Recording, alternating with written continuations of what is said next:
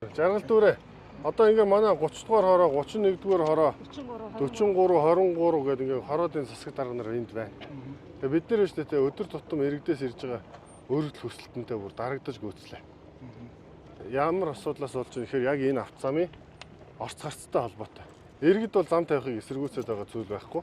Зөвхөн бидний орц гарцны асуудлыг шийдэж өгөөч. Өглөө өрөөдөө хүүхдүүдэд одоо сургууль цэцэрлэгт хөргөж өгдөг орц гарцыг минь хаалаа. Бид нар гарах гарцаалга хаагуур явах тэмдэг тэмдэглэгийг тодорхой болгож өгөөч нэгдүгээр. Хоёрдугаар энэ зам дууслаа гэж бодоход яг хаана аль хорооны гарц нь урагшаа хоошоо орсон энэ одоо хуучин гарцтай нь одоо адилхан хэмжээнд одоо гарц төлөвлөсөн юм бэ. Тэрийг л бидэрт сайн ойлгуулад өгөөч гэж. Тэгэхгүй бол манай хороодын засаг дарга нар болон энэ дүүрэгт ажиллаж байгаа усуд танаа замын талаар ямар ч мэдээлэл алга. Та бол одоо сошиалор юм яриад байдаг. Гэтэл энэ хороодын дүүргийн иргэд чинь энэ замын орц гарцын талаар хаана орц гарц нь гарах юм, хаануугаар нь бидний гэртээ тойрж орох юм, хизээ энэ зам хаагдах ямар ч мэдээлэл алга байна. Тэгэхээр та энэ талаар нэг мэдээлэл бидэрт өгмөр.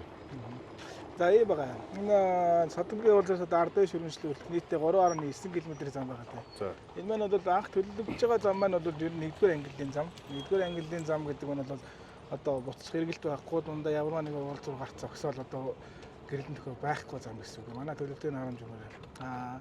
Мэдээж одоо энэ зам баригдах одоо өнгөрсөн жил энэ жил бүрээ илүү хэрэгж ин л да. Яг энэ орц гарцтай холбоотой энэ гарам өнгөрөх асуудалтай холбоотойгоор. Уул нь бол энэ зам маань бол хойноос урагшаа урдаас хойш хөндлөн гарч байгаа 3 шиг юу байгаа. 4 байршил байгаа. Яг 3 нь бол том хэмжээний автомашин гарч болохоор нэг нь бол 3 метрийн өндөртэй төмөл байгаа. Иргэдээс ирж олон одоо юу ирээд байгаа. Одоо санд гомдол одоо удаа ирж байгаа таныг бид нэр зураг зохиогч болон зүйл байгууллагатай холбоотой уулзаад хэмжилт хийсэн байгаа. Тэгээ хамгийн сүүлд одоо өнгөрсөн 7 хоногийн сүүлд 4-р өдөр хийсэн хурлаар одоо ямар одоо их нээлж шийдвэр гарсан бэ гэхээр замд нийтдээ 6 байрлалд орц гарц нэмээ. Тэгээд одоо хурал дээр ярьснаар бол 2 байрш дээр бол гэрэлтэн тохиолтой уулзуур нэмээ гэж ярьсан. Энэ дээр бол одоо хэмжилтийн ажил хийгдээд явж байна. Яг эцэсэнд одоо зургийнхны бол гараагүй. Ер нь бол нэмэлтээр 6 байршил төлөвлөё гэж ярьж байгаа юм тийм үү? Зураг төсөлтөд өөрчлөлт оруулъя гэж байгаа. Тэгээд зураг төсөлтөд нэмэлтээр 6 байршилд орц гарц хий. 2 байршилд уулзуур гэрэлтэн уулзуур хийсэн. За одоо шүү дээ те. Танах бол зургийн компани гэдэг байгаа шүү дээ те. MCPC те. Танах энэ одоо энэ орц гарцны зургийг, энэ замын зургийг нэгдүгээрт хийсэн. Хоёрдугаар танах энэ уртлын дэлхийн банкны төслөөр хэрэгжиж байгаа автозамын зургийг төслийг бас хийсэн байна. За одоо ингээд манай түрүү хэлсэн бид нар энэ одоо ингээд 30-31 дэх хороо гэдэг энэ 1-р хороолын артлын далангийн энэ чинь бараг нэг 60-аас 70 мянган хүн зорчдог ийм гол хэсэг байхгүй юу?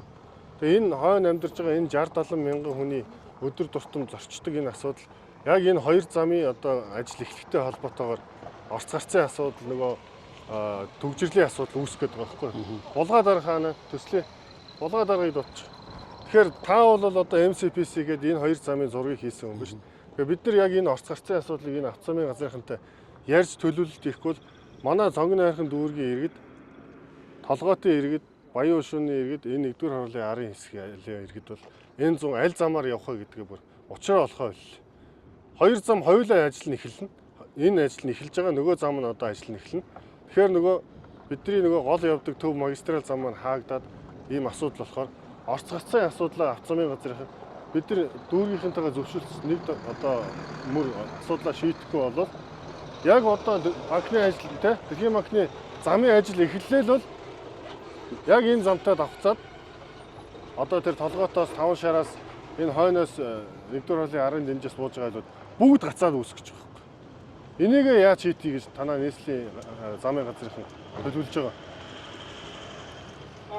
Одоо бол яг явж байгаа бүх галцыг бол нам хаацсан зүйл байхгүй. Дээрээс нь хөндлөн гарч байгаа одоо 4 шиг туннел байгаа. Хоёрын дээгүүр гарч байгаа, хоёрын доогуур гарч байгаа. Яг нэг туннел нь бол төлөвлөлтийн өндөрчлөлтөөр 3 м өндөртэй нөгөө 3 туннелийн дээгүүр доогуур бол ямар ч овор хэмжээний техник хэрэгсэл хүн одоо гарчиж болохоор. Мэдээж бид нар замыг хаах гэж байгаа бол хамгийн доотлолтой ажлын 5 хоногийн өмнө мэддэгдээд зам хааж байгаа. Тэр төлөвлөлтөө та нар манай энэ дүүргийн орон нутгийнхантай ярилцахгүй мө? Орц гарцны асуудлуудаа. Төлөвлөлтийг бол яг бид нар одоо тээврийн цэцэг алдтайгаа мөн одоо нийтийн тээвэртэйгээ ярьчаад яг хаахаас хамгийн доотлолтой ажлын 5 хоногийн өмнө юугаар цацчихж байгаа. Одоо нийслэлийн мэдээгээр нэгэнт явуулж байгаа. Дээрээс бас одоо сошиал хаягуудаар мэдээгээр стат явуулж байгаа. Тэгэхээр тэр за яг та нар тэгээ 5 хоногийн дотор юм яриад биднэрт мэдээлэл өглөө гэж бодох юм. Тэгээ хамгийн гол нь эндээс орч гарч байгаа гарцуудад чинь хамгийн сайн мэдж байгаа улсууд нь энэ хорооны засаг дарга нар шин. Яг иргэдийн өдөр тутам айл гудмаар зорчдог. Айл гудмынх нь шороог нь арай дэгшлээд тийм ээ. Орц гарцын жоохон өргөн болгоод өгчихүү гэд. Биднээс санал авах юм байгаа зү. Орон нутгаас. Тэгээ ер нь бол саяны хэлдгээр 6 байршилд нэмэлтээр орцоос 2 байршилтээр юу гэсэн байгаа шүү дээ. Уул зур гэсэн байна. Эднийг бид нар хэмжилтийн нэгэд ерөнхийдөө тал нь замын уртад хийнэ гэж үзэхэд бол одоо хуучин явж исэн бүх хэсэг замууд нэгднэ гэсэн үг тийм. За 154 дугаар сургууль үлөө. Содон хорооллын 154 дугаар сургууль. Тэдний орц гарц содон хорооллын гарцыг яаж шийдэе гэж төлөвлөсөн. Содон хорооллын гарцыг бол одоо содон хорооллын хоошоо гарч байгаа гарц байгаа.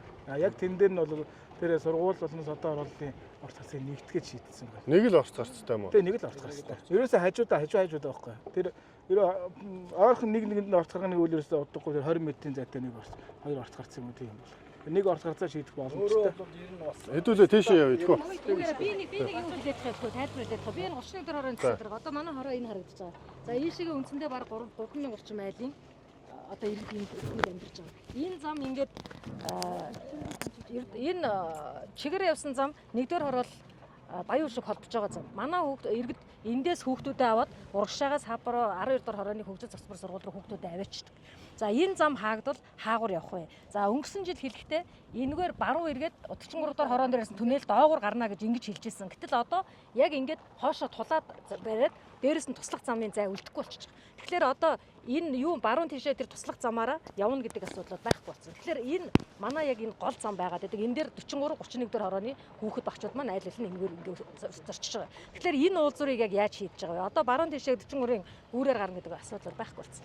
А нөгөө талаар манай урт талын яг энэ гэмтэл 21-тэй холбож байгаа дунд наргийн нэгдүгээр хэсэг буюу зүүн урд талын хэсэг маань яг энэ зам хааглаа. Яг тэр чигтээ тэнд 200-аад өрх ингээ яг битүү ямар ч орц гарцгүй болчихж байгаа. Уул нь хэрийг доошоо ингээ буулгаад оруулах юм байна гэдгсэн чи тийм зураг нь өөрчлөгдсөн байлаа гэд ингээ энэтэй танилцуулсан. Би яг сүүлийн байдлаар тэр юуг зургийг хараагүй байна л да. Одоо яг Баянгол дүүргээ 21 дэх хороодоо залгаж байгаа. Манай яг энэ хорооны нутаг төсрийн зүүн урд талын хэсэг. Энэ замтаа яг хааж байгаа. Би Төвшинбат давгаа хоёрт бол ерөнхийд танилцуулж байгаа. Тэгээ Төвшинбат давгаа хоёр ерөнхийдөө мэдж байгаа. Тий, урагшаага орж байгаа. Тэр хавийн айлууд цаашаа яаж гарах вэ гэдэг нь орц гарцны судалгаа гэж. За энэ дээр бол электрик их орц гарсанд бол нөгөө дөрвөн замын уулзал болох гэж байгаа гэсэн. Энэ саяны тэр сүүлд хэлдэг дээр бол өндөржил таарахгүй байгаа. Манай зам ухамлалтай. Энэ дээр бас бид нар зөвлөх байгууллагатайгаа хамтраад юу гэж болох вэ? Юу ба сууж болох вэ? Тэгэл яваад байна. Одоо хаа. Хүн орц гарцны асуудлыг энэ дээр шийднэ гэж яригдахгүй байгаа биш яригдж байгаа юм. За тий. Тэгвэл За, ингээ. бол яг танилцуулах байгаа. За энийг бол дөрвөн замын уулзал болж байгаа. Сүүлд нь холбогдох юу? Ингээ бадмаа дарга. Одоо хэн нийслэлийн хат замын газраас биднэрт тэр орц гарцынхаа зураг дээр төлөвлөж байгаа байршлуудаа биднэрт өгч. Бид нар тэрэн дээр чинь бас хүмүүстэй бас мэдээлэл өгье нэгдүгээр тийм ээ. Хоёрдугаар бид нар бас яг энэ бадмаа даргын ярьж байгаа шиг тэр тухайн одоо ойр орчмын 200 300 өрх амьдарч байгаа айлуудын ойр орчимд зайлшгүй гарц шаардлагатай байгаа орц гарцын мэдээллийг та нарт өгье. Тэгээ та нар нэгэн тал одоо зургийн ажил чинь одоо яг хийгдэж байгаа юм чинь дүүрэг орон нутгаас өгж байгаа тэр саналыг бас энэ автозамынхаа юм дээр бас нэг төлөвлөж оруулж өгөөч гэдгийг ярилцъя. Аль болох бид нар энэ том бүтээн байгуулалтуудын ажлыг явуулах гэж иргэдтэй бас зөв ойлгуулах гэж хичээгээд л байдаг. Тэгвэл зам барьж байгаа барилгын компани нийслэлийн автозамын газраас иргэдэд тавьж байгаа мэдээлэл нь ерөөсө тэдэн сарын тэдэнд ашиглалтанд орно тэдэн хувьтай явж байгаа гэхээс өөр орц гарц хаагуур нь яаж тавигдахын энэ асуудлыг ингэж зохицуулна гэдэг мэдээлэл ерөөсө тавихгүй байгаа байхгүй. За одоо тэр 154 дугаар сургууль гэж нэг том асуудал байна. Тэрийг одоо яах вэ хэдүүл? Содонгийн хажууд тийм үү? Тий. Тэн дээр орц гарцны гарч байгаа. Тэр ганцхан орц гарцаар асуудал шийдэгдэхгүй юм шүү дээ. Нэг орц гарцаар хоёул орж болно. Дунд нь байгаа орц гарц байхгүй. Нэг орц гарцыг хаагаад өндөр 70 тавьсан. Тийм ерөөсөө л яг наадлынх нь нам 70 сургуулийн тэргээр орж гарч байгаа гарц нь болохтой зэрэг. Сургуулийн зогсоол нь гэхэд ерөөсөө бас нэг 10 15 машин ороод тэгэл битүү. Тэнд хүүхдүүд сургууль цэцэрлэгдээ хүмүүс хүүхдээ авах гэж очино. Тэнгүүд содон хорооллынхан чи өглөө оройдоо бас ажил нь тарна орно. Ганцхан тэнд гарцтай. Ингээд хэдүүлээ гарцны асуудлаас болоод ингээд бас тэн дээр асуудал үүсэж байгаа байхгүй. Тийм содон хороол бол яг бас баруун тишээ гарч болж байгаа юм. Тийм гарц байгаа. Содоол дээр хуучин байсан бас нэг гарцсан баруун ойдолт нь яг уулдвар талдаа нэг гарц байсан.